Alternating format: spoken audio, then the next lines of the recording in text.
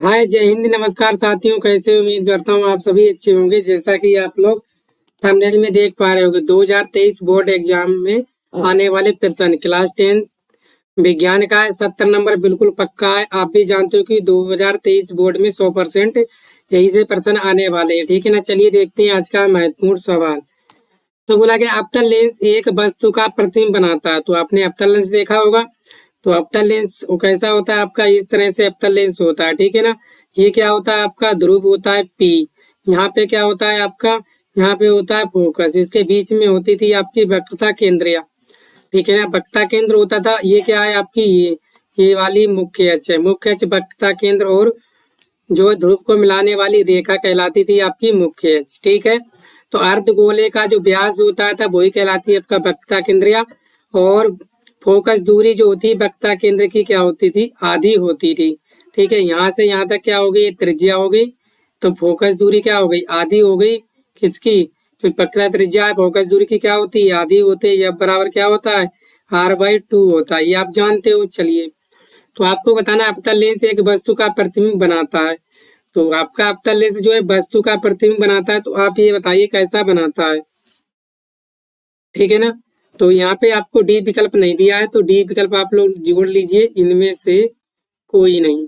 ठीक है ना, इनमें से कोई नहीं, क्योंकि टाइपिंग में थोड़ी सी मिस्टेक है, कोई दिक्कत नहीं है। सीधा वास्तविक बनाता है, आप हमेशा याद रखना। ठीक है ना। सीधे प्रतिबिंब, सीधा प्रतिबिंब हमेशा कैसे होते हैं आपके, आभासी होते हैं। क्लियर हो गया। और उल्टा प्रतिबिंब हमेशा कैसा होता है आपका, उस उल्टा प्रतिबिंब होगा तो हमेशा कैसा होगा आपका, वास्तविक होगा। हमेशा होगा, हमेशा हमेशा। 2 बार लिख दे रहा हूँ, कभी भी गलत ना हो। ठीक है ना। समझ में आया इतनी सी बात, इतनी सी बात समझ में आ गई। ठीक है। तो बोला गया अवतल लेंस एक वस्तु का प्रतिबिंब बनाता है। एक कंडीशन ऐसी थी जब आपने वस्तु रखी थी कहाँ, ध्रुव और फोकस के बीच में। तो इस तरह से इसे रख दी थी। ए और बी मान लीजिए आपकी वस्तु है, ऐसे चलती थी। प्रकाश का क्या होता, परावर्तन एक कहाँ से होकर जाती थी, फोकस से। और एक केंद्र आपकी वक्रता केंद्र से होकर जाने वाले प्रकाश किरण जैसी जाती थी वैसी वापस हो लेती थी। सही है ना। चलिए, जब इनको हम क्या करते थे, पीछे हटाते हैं, ऐसे करके पीछे हटाते हैं, ऐसे करके ऐसे करके, तो मान लीजिए यहाँ पे मिलती है। ठीक है ना। तो देख पा रहे होगे प्रतिबिंब क्या था आपका, सीधा। इस साइड में क्या बनेगा आपका, सीधा बनेगा, है कि नहीं। सीधा भी होगा और कैसा होगा आपका, आभासी होगा। सीधा आभासी होगा। सीधा आभासी किसमें है आपका, एक में ही है, वो है आपका ये। ठीक है, ऑप्शन नंबर बी। और यहाँ जो टुकड़ी दे रखी है ना, यहाँ पे होना चाहिए था आपका बड़ा, पर ऑप्शन में दिया है क्योंकि वस्तु आपकी इतनी छोटी है, प्रतिबिंब बना इतना बड़ा। तो क्या होना चाहिए, सीधा आभासी बड़ा होना चाहिए। लेकिन आपके जो एनसीईआरटी के एग्जाम्पलर में है उसमें हमेशा छोटा दिया होता है। तो आप यही ऑप्शन लगा आते हो। सीधा तो वास्तविक होता ही नहीं, तो ये तो गलत हो गया। उल्टा आभासी होता ही नहीं, जैसे हमने भी बताया है। तो आपका एक ही ऑप्शन बचा है, वो है सीधा आभासी और छोटा। ये दे रखा है तो ये भी सही है, बड़ा है तो बड़ा भी सही है। ठीक है, क्लियर हो गई इतनी सी बात। चलिए नेक्स्ट सवाल की तरफ चलें आगे। बोला गया एक उत्तल लेंस की क्षमता 2 डायोप्टर है, इसकी फोकस दूरी क्या होगी। तो उत्तल लेंस की क्षमता दे रखी है। ठीक है, क्या है, क्षमता होती है आपकी पी, पावर कितनी है आपकी 2 डायोप्टर। इसकी फोकस दूरी बतानी है आपको, यह बतानी है किसमें, आपकी सेंटीमीटर में। क्यों सर, क्योंकि आपको आंसर दे रखा है सेंटीमीटर में। चलिए, तो क्षमता क्या होती है, पी बराबर होती है 1/F। ये यहाँ पे क्या हो, मीटर में हो। अगर सेंटीमीटर में करोगे तो क्या हो जाएगा, 100/F। ठीक है ना। फोकस दूरी किसमें हो गई, आप सेंटीमीटर में। आप जानते हो 1 मीटर में 100 सेंटीमीटर होते हैं, है कि नहीं। तो इसी प्रकार जो है आपने चेंज कर लिया। कैसे चेंज किया सर, देखो 1 मीटर बराबर होती हैं आपके 100 सेंटीमीटर, है कि नहीं। तो 1 सेंटीमीटर बराबर क्या हो जाएगा, 1/100 मीटर। ठीक है ना। ये वाला 1/100 यहाँ लिखते हैं, वही पहुंच गया आपके कहाँ, ऊपर। तो निकाल लीजिए, क्या आ गया आपका, P बराबर आ गया 100/F। आपको निकालनी फोकस दूरी, त्रिज्या गुणा कर लीजिए। तो P गुणा F बराबर कितने हो गए, 100। आपको निकालना है फोकस दूरी, तो F बराबर क्या हो जाएगा, 100/P। तो 100 और P आपको दे रखी है कितनी, 2 डायोप्टर। कितना हो गया आपका, नहीं फोकस दूरी आपको निकालनी है। पी दे रखी डॉट पर, फोकस दूरी कितनी हो जाएगी, 2 पंजे 10 यानी कि 50। तो यह बराबर कितना आ गया आपका 50 सेंटीमीटर। कौन सा ऑप्शन है, ऑप्शन नंबर आपका जो है ई, ये बिल्कुल राइट आंसर है। वही सवाल है जो आपके पेपर में पूछे जाते हैं। ठीक है, बिल्कुल आपको घबराने की जरूरत नहीं है, बस बने रहिए आप लोग वीडियो में अंत तक। ठीक है ना, और आपको अच्छा लग रहा हो तो वीडियो को आप शेयर भी कर सकते हो, इतना तो कर ही सकते हो, आपको फ्री में ज्ञान मिल रहा है। और चैनल को सब्सक्राइब कर लीजिए, क्योंकि चैनल के सब्सक्राइब का कोई पैसा नहीं लगता है आपसे। ठीक है, कर सकते हो आप, हमारा मोटिवेशन बढ़ा सकते हो। ठीक है ना, आगे बोला गया है कि 1.5 ओम प्रतिरोध के तार में 1.5 एम्पीयर की धारा प्रवाहित करने पर तार के सुनों के बीच विभवांतर बताइए। तो विभवांतर क्या होता है आपका, बोलोगे सर आपने बताया था हमें, विभवांतर बी होता है, और बी हमें ज्ञात करना है कि नहीं। ओम प्रतिरोध, आपका प्रतिरोध दे रखा है कि नहीं, सवाल लगाने हैं पेपर में आते हैं।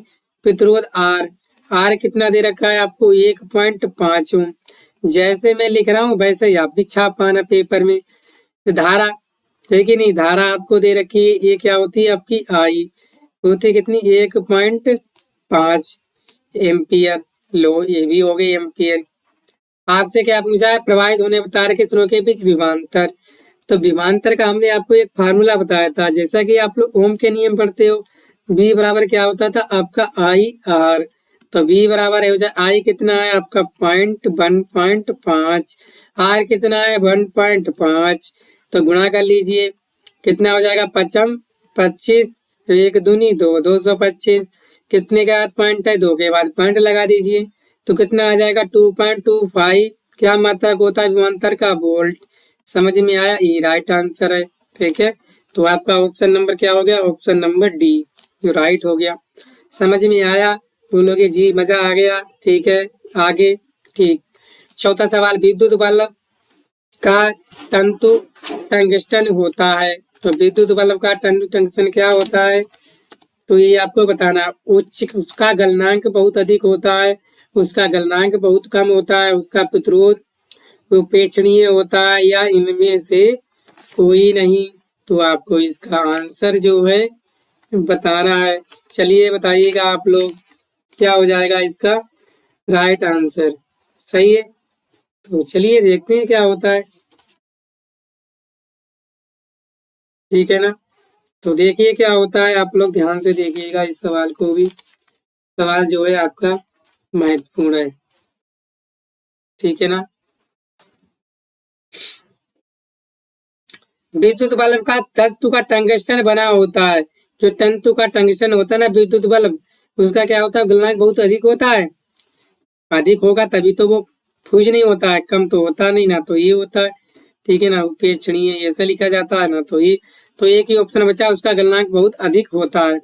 जैसे आपने ये बल्ब बनाया था, ये इस तरह से मान लीजिए आपने बल्ब बनाया था, ये इसमें आपके 2 तार निकले होते हैं, लेकिन ये पूछा ये वाला जो वायर होता है, ये बताइए क्या इसका गलनांक कैसा होता है, कम होता है, कम तो होता नहीं है, ज्यादा होता है, तभी तो ये क्या होता है, पिघलता नहीं है। तो इसका तंतुता का गलनांक क्या होता है, बहुत अधिक होता है। ठीक है ना, कैसा होता है, बहुत अधिक होता है। ये आपका बल्ब है। चलिए आगे, कौन सा चुंबकीय क्षेत्र का मात्रक नहीं है। आपको बताना है कि कौन सा जो है चुंबकीय क्षेत्र का मात्रक नहीं है। तो बताइए कौन सा चुंबकीय क्षेत्र का मात्रक नहीं है। बढ़िया सवाल है कि नहीं, सवाल बढ़िया है। वेबर प्रति वर्ग मीटर, या टेस्ला, या गॉस, या न्यूटन वर्ग एम्पियर। तो आपको बताना है। ठीक है ना, कौन सा मात्रक नहीं होता है। ठीक है ना, कौन सा मात्रक नहीं होता है आपका चुंबकीय क्षेत्र का। देखो, वर्ग मीटर ये भी होता है, टेस्ला भी होता है, गॉस भी होता है, एक ही नहीं होता। एक इसका होता है आपका μ0, यानी कि निर्वात की चुंबकशीलता का यही मात्रक होता है, ये होता है। ठीक है ना, किस क्या मात्रक होता है, न्यूटन प्रति एम्पियर स्क्वायर। ठीक है, तो ये तो होता है चुंबकीय क्षेत्र का। ये क्या चुंबकीय क्षेत्र, बी का मात्रक, ए भी बी का मात्रक है, ए भी बी का मात्रक, लेकिन ये वाला नहीं है। तो ऑप्शन नंबर डी इसका क्लियर होगा। नेक्स्ट सवाल, एक उत्तल दर्पण की फोकस दूरी 12 सेंटीमीटर है, दर्पण के उत्तल पृष्ठ की त्रिज्या क्या होगी। तो आपको उत्तल पृष्ठ की त्रिज्या बतानी है। फोकस दूरी दे रखी है आपको कितना 12 सेंटीमीटर। और हमने क्या बताया था फोकस दूरी और वक्रता त्रिज्या में संबंध, यह बराबर बताया था r/2।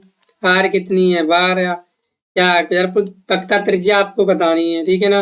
r कितनी है 12, ठीक है। r कितनी है आपकी वक्रता त्रिज्या आपको निकालनी है कि नहीं। तो यह कितना दे रखा है आपको 12, r आपको निकालनी है और बटे 2 तिरछे गुणा कर दीजिए। तो क्या हो जाएगा r इजिकल टू हो जाएगा 12 गुणा 2, 12 दूनी 24 सेंटीमीटर। कौन सा ऑप्शन है, ऑप्शन नंबर डी जो है सही आंसर है इसका। समझिए आप लोग बोलोगे जी सर मजा आ गया, ऐसा किसी ने नहीं बताया, आपने ही बताया है। ठीक है, आगे किस रंग की प्रकाशीय तरंग दैर्घ्य सबसे अधिक होती है, बताइए। किस रंग की प्रकाशीय तरंग दैर्घ्य सबसे अधिक होती है, तो ये आपको बताना है, ठीक है। किस रंग की तरंग दैर्घ्य सबसे अधिक होती है, पीले की, हरे की, लाल की, ठीक है ना, या आपकी बैगनी की। तो आप लोग बताइएगा तरंग दैर्घ्य सबकी अधिक किसकी होती है कि नहीं, तो बताइएगा। तो आप सभी जानते हो, क्या जानते हो सर, आप सर ये जानते हो कि जो तरंग दैर्घ्य होती है लाल रंग की क्या होती है, अधिक होती है, और बैगनी रंग की क्या होती है, कम होती है। तो ऑप्शन नंबर आपसे अधिक पूछा है, तो ऑप्शन नंबर सी इसका राइट आंसर हो गया। क्लियर, आगे बढ़ चले, समझ में आया, ठीक है। बोला कॉपर पायराइट को वायु में गर्म करके सल्फर को दूर की करने की क्रिया को कहते हैं, निस्तापन, भर्जन, प्रगलन या बेसेमरीकरण। तो बताइए आप लोग क्या कहते हैं। सवाल जो है आपका इम्पोर्टेंट है और पेपर में भी पूछा जाता है। तो इसका राइट आंसर क्या हो जाएगा, बोलोगे सर भर्जन, ऑप्शन नंबर बी। आगे नेक्स्ट सवाल, बोला एक अल्कोहल और अम्ल के साथ होने वाली अभिक्रिया कहलाती है। अल्कोहल ले लो, मान लीजिए आपने ले लिया CH3OH प्लस अम्ल ले लिया आपने HCl, ये अभिक्रिया आपकी क्या कहलाती है, तो ये आपको बताना है क्या कहलाती है, ठीक है ना। तो बताइए क्या कहलाती है, क्या बन जाएगा, ऐसे बन जाएगा आपका CH3Cl प्लस H2O, ठीक है ना। तो आप लोग बताइए क्या क्या कहलाती है अभिक्रिया। देखिए सवाल इम्पोर्टेंट है और पेपर में भी पूछा गया है, ठीक है ना। तो बताइए आप लोग क्या कहलाती है, बोलोगे सर जल अपघटन तो कहलाती नहीं, न साबुनीकरण, न हाइड्रोजनीकरण, तो एक ही कहलाती है आपकी एस्टरीकरण। तो ऑप्शन नंबर डी इसका राइट आंसर है, ठीक है। ये अल्कोहल है, ये क्या है आपका मेथिल क्लोराइड, ये क्या है आपका जल। आगे कांसे की प्रतिमाएं बनी होती हैं, बताइएगा, ठीक है ना। कांसे की जो प्रतिमाएं हैं वो काहे की बनी होती हैं, कापर जिंक की, कापर टिन की, कापर निकल की, तो किसकी बनी होती हैं, तो आप सभी जानते हो ये बनी होती हैं आपकी कापर टिन की, ठीक है। तो राइट आंसर हो गया आपका बी। आगे बहते हुए जल को रोकने में उपयोगी यौगिक है, मान लीजिए आपका खून बह रहा है, उसको कौन रोक सकता है खून को, खाने का सोडा, नौसादर, धावन सोडा या फिटकरी। तो आपको इसमें जो है राइट आंसर बताना है, क्या हो जाएगा राइट आंसर, ठीक है। तो आप सभी जानते हो, जैसे आप सेविंग कराने जाते हो, नाई काट दे आपको तो क्या करता है, फिटकरी लगाता है, तो फिटकरी जो है रक्त को रोकने में सहायक है, ठीक है। आगे मार्स गैस, मार्स गैस का रासायनिक नाम क्या है, मीथेन, एथीन, एथेन, एथिलीन। तो आप सभी जानते हो जो मार्स गैस का रासायनिक नाम होता है वो होता है मेथेन। ऑप्शन नंबर ए जो है बिल्कुल सही आंसर है, ठीक है। स्कर्वी रोग होता है विटामिन ए की कमी से, विटामिन बी की कमी से, विटामिन डी की कमी से। बताइए स्कर्वी रोग किसकी कमी से होता है, तो आप सभी जानते हो स्कर्वी रोग जो है विटामिन सी की कमी से होता है, इसीलिए मैंने आपको ऑप्शन नहीं दिया किसी कमी तो होता है विटामिन सी की कमी से। ऑप्शन नंबर डी जो है इसका राइट आंसर। आप लोग तुक्का लगा रहे थे विटामिन ए की कमी से विटामिन ए की, देख लीजिए आपकी कितनी तैयारी है। ठीक है, पौधों में भोजन का स्थानांतरण होता है। जो पौधे जो हैं उसमें भोजन का स्थान कहाँ से होता है? जाइलम से, कोर्टेक्स से या मंजा से? मंजा से भी नहीं होता है, कोर्टेक्स से भी नहीं होता है। जाइलम से क्या होता है? पानी, पानी। ठीक है, तो भोजन से क्या होता है आपका? फ्लोएम। फ्लोएम से जो है पौधों में भोजन का स्थानांतरण होता है। क्लियर, समझ पाए आप लोग? चलिए, बोला पीयूष ग्रंथि पाई जाती है, कहाँ पाई जाती है? मस्तिष्क के अधर तल में, मस्तिष्क के पृष्ठ तल में, या सेरिबलम में, या सेरिब्रम में? बताइएगा आप लोग। तो पीयूष ग्रंथि आपकी पाई जाती है मस्तिष्क के अधर तल पर। Option number A. ठीक है, क्लियर। आगे, कौन सा पादप हार्मोन कोशिका विभाजन में सहायक है? कौन सा? बताइए कौन सा जो है पादप हार्मोन कोशिका विभाजन में सहायक है? साइटोकाइनिन, ऑक्सिन, एबिसिसिक अम्ल, एथिलीन। तो आप सभी जानते हो जो कोशिका में पादप हार्मोन कोशिका विभाजन में सहायक है आपका साइटोकाइनिन। ऑप्शन नंबर ए जो है इसका बिल्कुल सही आंसर है। ठीक है, क्लियर। आगे चलिए हम लोग नेक्स्ट सवाल की तरफ बढ़े। ठीक है, चलिए। बोला गया एमाइलेज एंजाइम क्रिया करता है प्रोटीन्स पर, कार्बोहाइड्रेट्स पर, वसा पर या लवणों पर? तो आपको बताना है एमाइलेज एंजाइम जो है किस पर क्रिया करता है। ठीक है ना, तो आप सभी जानते हो ये करता है आपका कार्बोहाइड्रेट पर। Option number B. आपको मैं क्लास भी ले रहा हूँ, 1-1 मिनट की वीडियो आप लोग दे दीजिए जाके। शॉर्ट में पढ़ा रहा हूँ आपको, क्या शॉर्ट्स मतलब पेपर में आएंगे, वही मैं करा रहा हूँ। ठीक है, आप मेरी वीडियो भी देख सकते हो 1-1 मिनट वाली। चलिए, इंसुलिन हार्मोन बनता है। इंसुलिन हार्मोन सबका कहाँ बनता है? पीनियल ग्रंथि, थायराइड ग्रंथि, अग्नाशय ग्रंथि या पीयूष ग्रंथि? तो आपको बताना है कहाँ बनता है। तो आप सभी जानते हो जो हार्मोन इंसुलिन होता है वो अग्नाशय ग्रंथि द्वारा बनता है। ऑप्शन नंबर सी इसका राइट आंसर है। नेक्स्ट सवाल, हृदय में कितने चैम्बर होते हैं? बताइएगा, हृदय में कितने चैम्बर होते हैं? 2, 3, 4, 1? इसमें आपका राइट आंसर है।